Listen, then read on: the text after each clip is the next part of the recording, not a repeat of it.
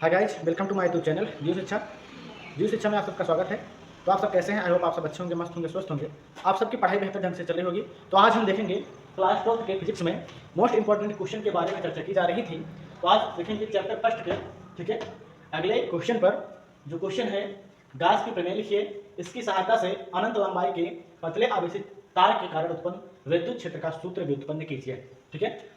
अनंत लंबाई के पतले आवेशित तार के कारण उत्पन्न चुंबकीय क्षेत्र का उत्पन्न विद्युत क्षेत्र का मान याद करना है और गास का प्रमेय लिखना है। तो गास का प्रमेय क्या होता है? गास के नियमानुसार किसी बंद पृष्ठ से होकर गुजरने वाला गास के नियमानुसार किसी बंद पृष्ठ से होकर गुजरने वाला कुल वैद्युत फ्लक्स पृष्ठ द्वारा घिरे आवेश का 1/ε0 गुना होता है, ठीक है। क्या होता है? गास के नियमानुसार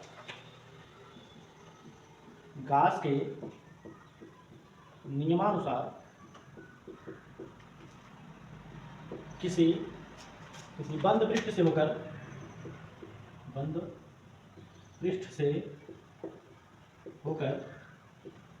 गुजरने वाला कुल वैद्युत फ्लक्स फाई ई पृष्ठ द्वारा घिरे आवेश Q का 1/ε0 गुना होता है, ठीक है। तो गास के नियमानुसार किसी बंद पृष्ठ से होकर गुजरने वाला कुल वैद्युत फ्लक्स पृष्ठ द्वारा घिरे आवेश का 1/ε0 गुना होता है। अर्थात हम कह सकते हैं क्या? अर्थात फाई ई जो होता है वह आवेश का 1/ε0 गुना Q का 1/ε0 गुना होता है। तो फाई ई इक्वल टू हो जाएगा Q/ε0। यही क्या है? गास का प्रमेय है, ठीक है।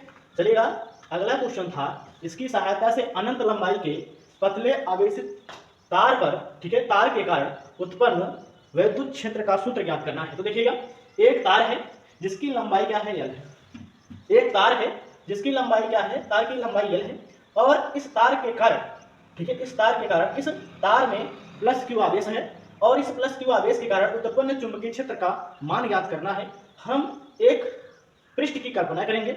जो ये पृष्ठ है आप देख पा रहे हैं, एक बेलनाकार पृष्ठ है। हम एक बेलनाकार पृष्ठ की कल्पना करेंगे और इस पृष्ठ के इस चालक तार के आर दूरी पर पृष्ठ पर उत्पन्न विद्युत क्षेत्र का मान ज्ञात करेंगे और इसके ऊपरी सिरे पर भी उत्पन्न विद्युत क्षेत्र का मान और इसके निचले सिरे पर भी उत्पन्न विद्युत क्षेत्र के मान ज्ञात करेंगे, ठीक है। तो देखिएगा, जब ये पॉजिटिव है तो पॉजिटिव होने के कारण इसका जो विद्युत क्षेत्र होगा वह बाहर की ओर होगा और यहाँ पर भी आप देख पा रहे हैं पॉजिटिव है।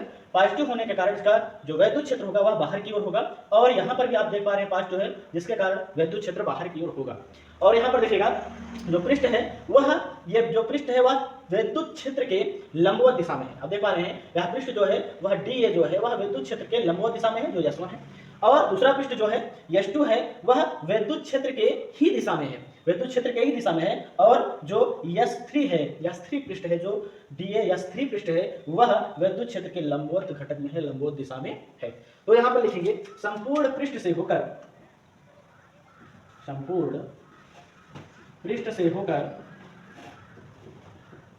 गुजरने वाला कुल वैद्युत flux phi E equal to हो जाएगा फाई1 प्लस फाई2 प्लस फाई3 हो जाएगा, ठीक है। फाई ई इक्वल टू हो जाएगा, देखिएगा, इंटीग्रेशन ऑफ क्या होता है? ई डॉट ds होता है। तो integration of E dot ds हो जाएगा, vector E dot vector ds S1 के लिए। और S2 के लिए क्या होगा? Integration of vector E dot dA S2 के लिए हो जाएगा और S3 के लिए क्या हो जाएगा? Vector E dot vector A S3 के लिए हो जाएगा, ठीक है। अब यहाँ से देखिएगा, फाई ई इक्वल टू हो जाएगा, आप जानते हो A डॉट B बराबर होता है क्या? AB cos theta. तो यहाँ से हो जाएगा S1 E DA cos theta हो जाएगा plus S2 E DA cos theta हो जाएगा plus S3 E DA cos theta हो जाएगा। अब यहाँ पर देखिएगा, S1 के लिए जो वैद्युत क्षेत्र और पृष्ठ की जो दिशा है वह लंबवत है, जिसके कारण थीटा बराबर क्या आ जाएगा, 90 अंश हो जाएगा।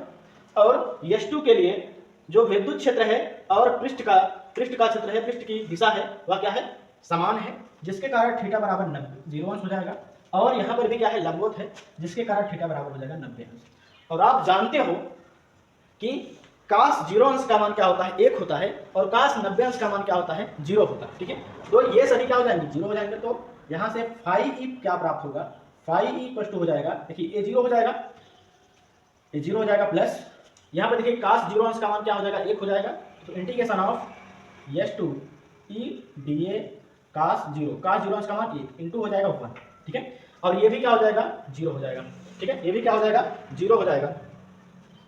चलिए अब देखिए फाई ई इक्वल टू हो जाएगा, ई कांस्टेंट है, बाहर हो जाएगा, integration of S2 D A हो जाएगा। ठीक है, अब देखिए यहाँ पर देखिए ये एक बेलन है, तो आप जानते हो वेलन का वक्र पृष्ठ क्या होता है, वेलन का वक्र पृष्ठीय क्षेत्रफल क्या होता है, 2 पाई आर एच होता है, 2 पाई आर एच होता है, 2 पाई आर एच। तो यहाँ पर आप देख पा रहे हैं एच की जो वैल्यू है, यहाँ पर आप देख पा रहे हैं एच की जो वैल्यू है वह यल है। यहाँ पर आप देख पा रहे हैं एच की जो वैल्यू है वह क्या है, यल है। तो यहाँ से हम लिखेंगे 2 पाई आर यल लिख देंगे। ठीक है, तो यहाँ से फाई ई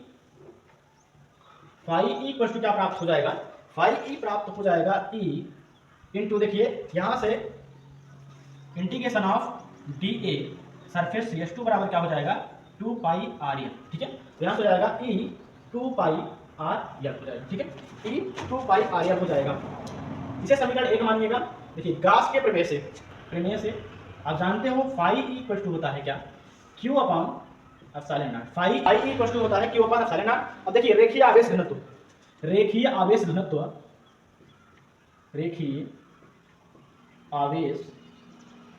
घनत्व लेमडा बराबर क्या होता है, क्यू अपॉन यल होता है। यहाँ से क्यू बराबर क्या हो जाएगा, यहाँ से क्यू बराबर हो जाएगा क्या, लेमडा इंटू यल हो जाएगा। तो फाई ई इक्वल टू हो जाएगा lambda L upon epsilon not. Phi E equal to हो जाएगा lambda L upon epsilon not. समीकरण 2, समीकरण 1 और 2 से समीकरण 1 और 2 से देखिएगा, आप समीकरण पहले को देखिएगा और दूसरे को देखिएगा। समीकरण 1 और 2 से लेफ्ट हैंड साइड क्या है, इक्वल है, तो राइट हैंड साइड भी क्या हो जाएगा, इक्वल हो जाएगा, बराबर हो जाएगा। यहाँ से ई 2 पाई आर एल बराबर हो जाएगा lambda L upon epsilon not. L से एल कैंसिल हो जाएगा, ई इक्वल टू क्या प्राप्त हो जाएगा, ई इक्वल टू प्राप्त हो जाएगा 1 upon 2 pi epsilon not. 1 upon, देखिए इस साइड जाएगा तो ये भाग गुणा में है, भाग में हो जाएगा, एप्सिलॉन नॉट लेमडा अपॉन क्या हो जाएगा, आर हो जाएगा। यही इसका रिजल्टेंट इक्वेशन आ जाएगा। यहाँ से आप ऐसा भी लिख सकते हो, इसे आप लिख सकते हो E इक्वल्स टू 1 अपॉन, देखिए इसे अगर हम 4 पाई एप्सिलॉन नॉट बनाएंगे तो हमें 2 का भाग करना पड़ेगा, और अगर 2 का भाग करोगे तो 2 का गुणा भी करना पड़ेगा।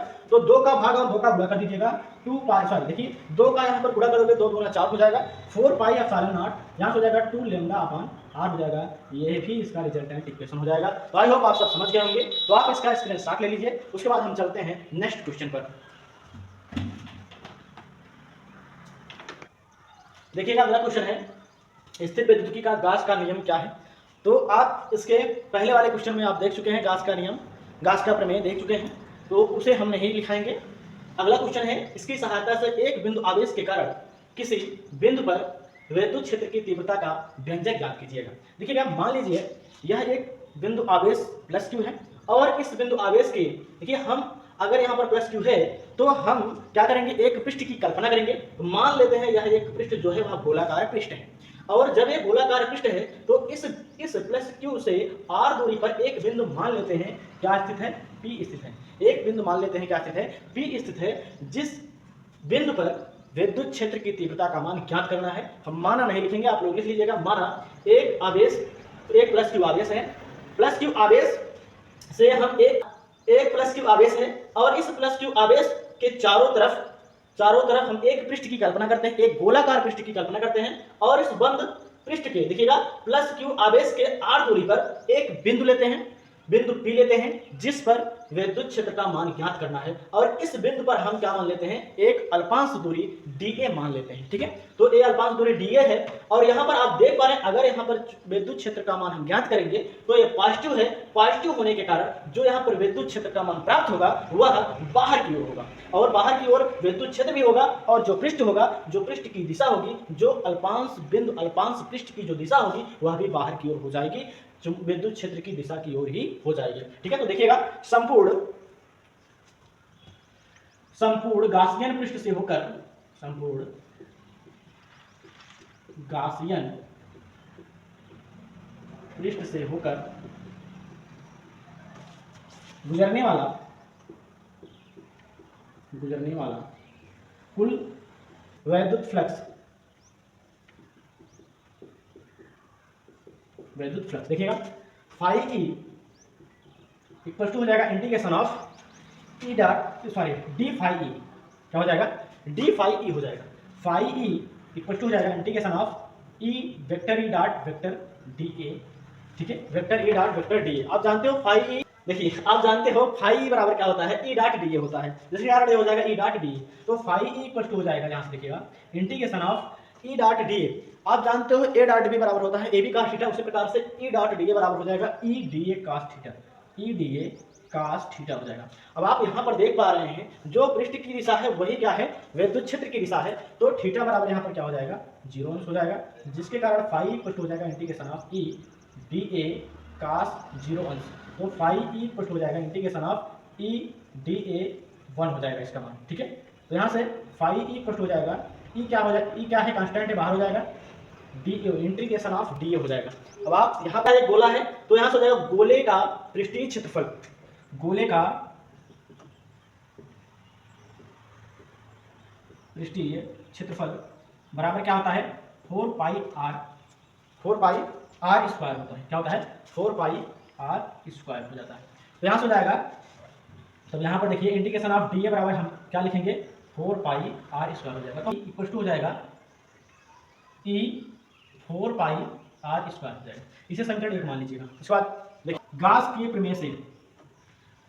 के प्रमेय से फाई ई इक्वल टू क्या होता है, क्यू अपॉन एप्सिलॉन नॉट होता है। फाई ई इक्वल टू हो जाता है क्यू अपॉन एप्सिलॉन नॉट।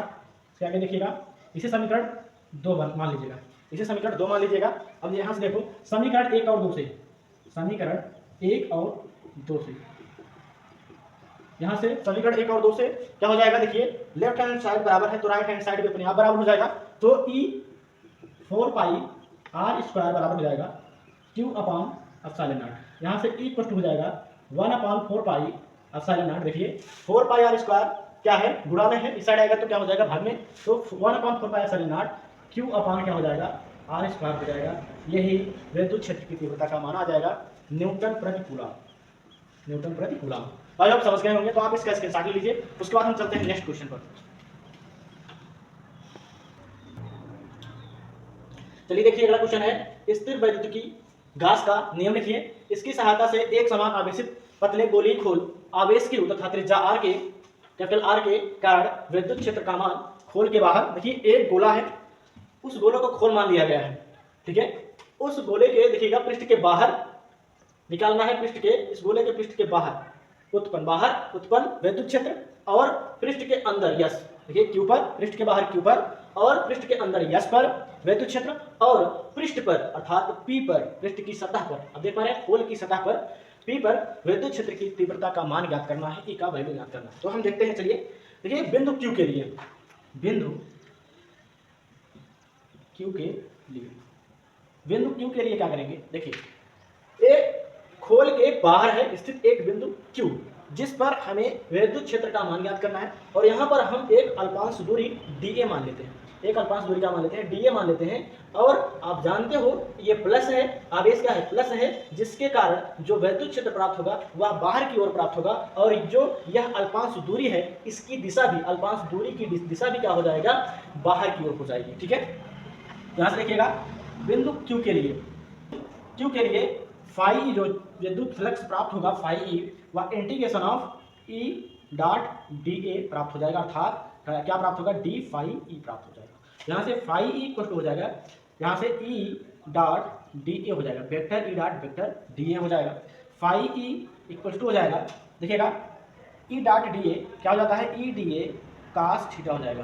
तो थीटा बराबर क्या हो जाएगा, देखिएगा जो अल्पांश डी ए है उसकी दिशा और आप देख पा रहे हैं विद्युत क्षेत्र की दिशा, दोनों की दिशा समान है, तो थीटा बराबर हो जाएगा 0 अंश। तो फाई इक्वल टू हो जाएगा integration of E D A cos 0 अंश, और कास 0 अंश का मान होता है 1, तो फाई ई बाहर कर लेते हैं, ई डी ए हो जाएगा, ठीक है 1 हो जाता है, इसका गुणा करोगे तो यही आएगा। चलिए देखिए ये डी ए है, तो आप यहाँ पर देख पा रहे हैं यह जो एक पृष्ठ है वह एक गोलीय पृष्ठ है, तो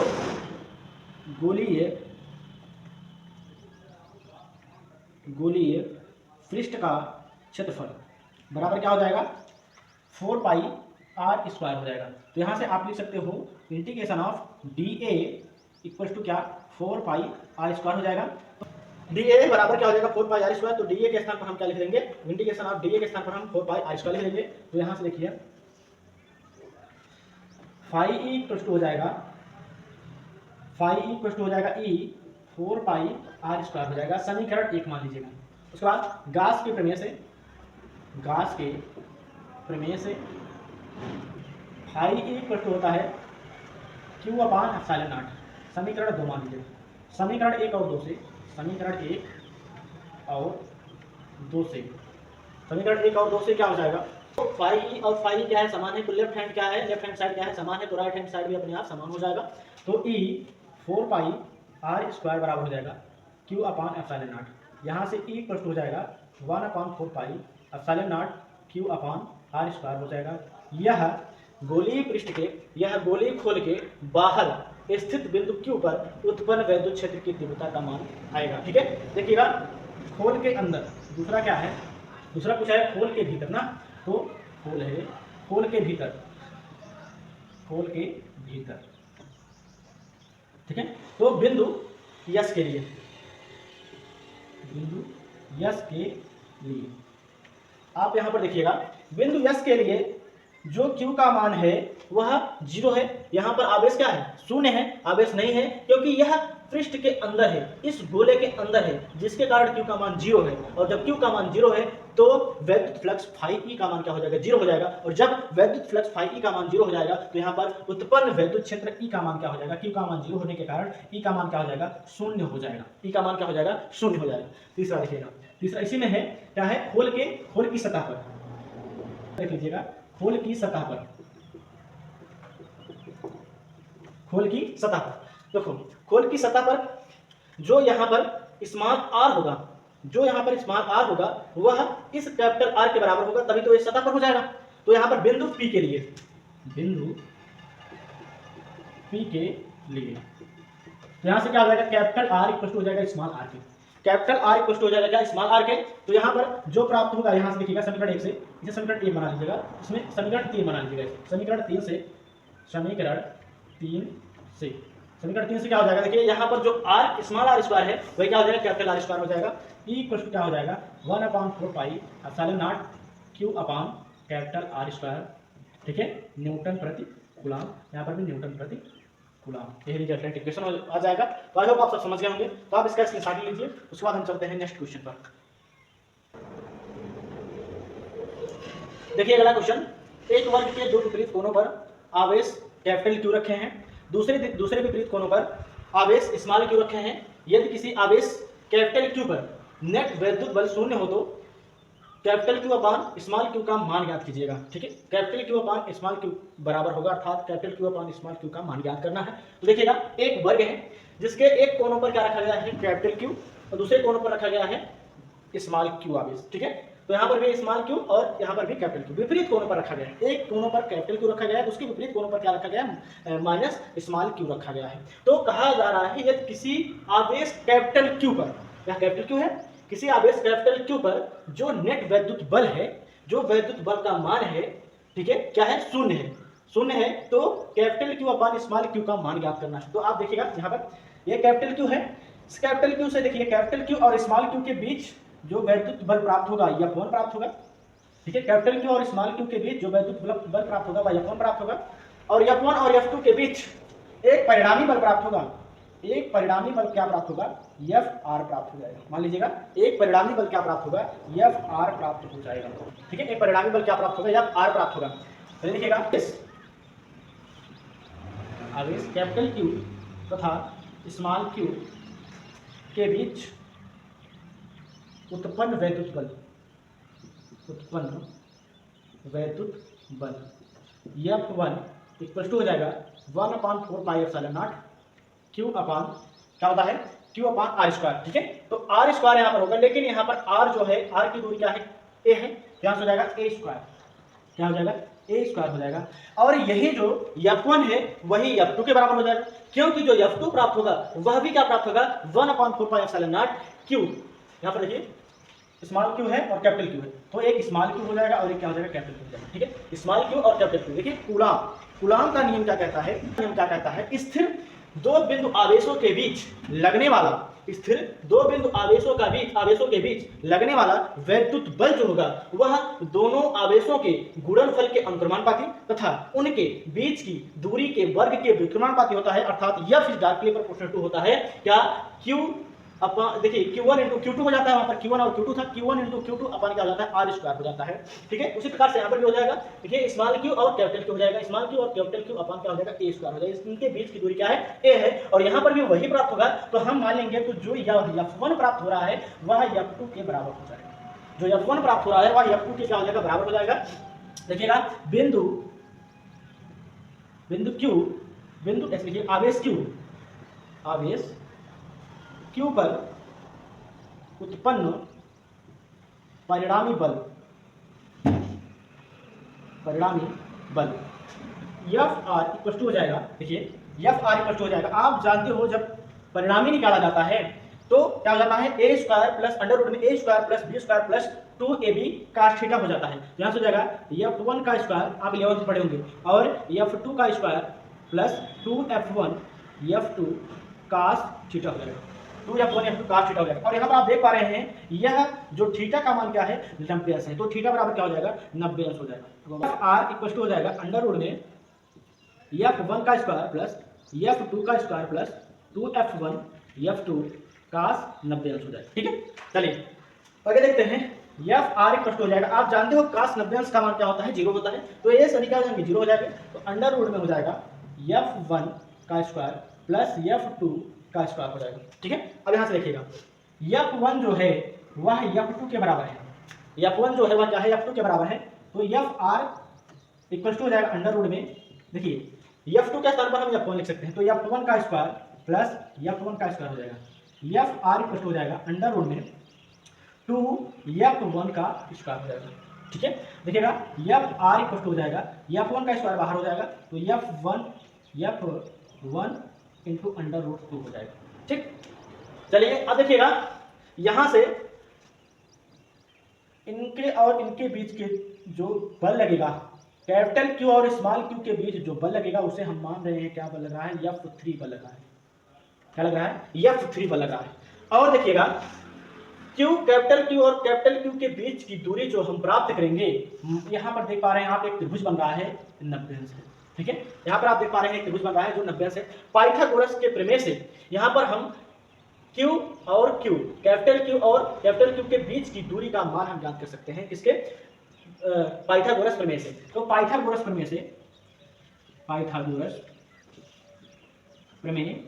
क्या हो जाएगा, त्रिभुज कुछ भी मान लीजिएगा, नहीं तो ऐसा कर लीजिए, कर्ण का वर्ग बराबर, देखिए ये कर्ण हो जाएगा, ये आधार हो जाएगा, ये लंब हो जाएगा। कर्ण का वर्ग बराबर हो जाता है क्या, लंब का वर्ग प्लस आधार का वर्ग। तो कर्ण क्या है, क्यू का वर्ग ए स्क्वायर प्लस ए स्क्वायर हो जाएगा। देखिएगा क्यू का स्क्वायर बराबर हो जाएगा 2a स्क्वायर, यहाँ से क्यू बराबर हो जाएगा अंडर रूट में 2a स्क्वायर हो जाएगा, अंडर रूट में 2a स्क्वायर हो जाएगा।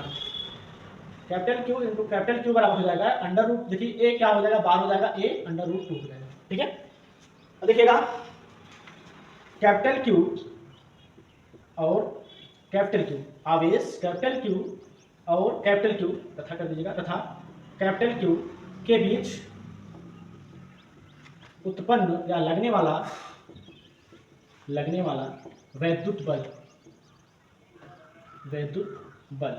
F3 इक्वल टू हो जाएगा, F3 इक्वल टू, देखिए यहाँ से जो Q और Q का वैल्यू है वह कितना है, A√2 है, A√2 है। चलिए 1/4πε0, देखिए capital Q into capital Q अपान हो जाएगा A√2 का होल स्क्वायर हो जाएगा, A√2 का होल स्क्वायर हो जाएगा। F3 इक्वल टू हो जाएगा 1/4πε0 कैपिटल Q स्क्वायर अपान हो जाएगा 2A स्क्वायर हो जाएगा। ठीक है, जो यहाँ पर परिणामी कैपिटल Q पर लगने वाला नेट बल या परिणामी बल F बराबर हो जाएगा, देखिएगा Fr प्लस F3 हो जाएगा, Fr प्लस F3 हो जाएगा। यहाँ पर दिया गया है जो नेट बल है वह क्या है, शून्य है, तो F बराबर क्या हो जाएगा, शून्य हो जाएगा। F बराबर क्या हो जाएगा, शून्य हो जाएगा, तो 0 बराबर हो जाएगा Fr का वैल्यू क्या है, Fr का वैल्यू है F1/√2 प्लस हो जाएगा F3 का वैल्यू है 1/4πε0 capital Q square upon 2A square हो जाएगा। F1 का वैल्यू यहाँ से लिख लीजिएगा, तो 0 इक्वल टू हो जाएगा। F1 का वैल्यू क्या है, 1/4πε0, ठीक है, capital Q small q √2 upon हो जाएगा A square plus 1/4πε0 capital Q square upon 2A square हो जाएगा। देखिए इसे हम इस साइड करेंगे, अगर हम इसे इस साइड करेंगे तो ये प्लस में है, इस साइड आएगा तो माइनस में हो जाएगा, नहीं तो इसे ही कर लीजिएगा, इसे कर लीजिएगा 1/4πε0 माइनस में होगा, कैपिटल Q स्क्वायर अपान हो जाएगा 2A स्क्वायर इक्वल टू हो जाएगा 1/4πε0 capital Q small q √2 upon हो जाएगा A स्क्वायर अपान हो जाएगा A स्क्वायर से A स्क्वायर कैंसिल, देखिए 1/4πε0 से 1/4πε0 कैंसिल, Q से एक Q कैंसिल, एक Q बचेगा, ठीक है। और यहाँ देखिए 2 जो है भाग में है, इस साइड जाएगा, यहाँ पर एक Q बचेगा, कैपिटल Q अपान स्मॉल q यहाँ पर बचा है, इस साइड आएगा तो भाग में हो जाएगा, बराबर हो जाएगा, तो 2 यहाँ पर क्या है, भाग में है, इस साइड जाएगा तो गुणा में हो जाएगा, 2/√2 हो जाएगा, माइनस में होगा क्योंकि A माइनस इस साइड चला जाएगा तो माइनस में आ जाएगा, ठीक है। तो Q कैपिटल Q अपान स्मॉल q बराबर हो जाएगा -2√2, यही क्या हो जाएगा, इसका आंसर हो जाएगा। ठीक, आई होप आप सब समझ गए होंगे, तो आप इसका स्क्रीनशॉट ले लीजिए। अब हम मिलते हैं नेक्स्ट वीडियो में, आज के लिए इतना ही। अगर आपको ये वीडियो अच्छी लगी हुई तो वीडियो को लाइक कीजिएगा, अगर आप चैनल में नए हो तो चैनल को सब्सक्राइब कर दीजिएगा। जय हिंद।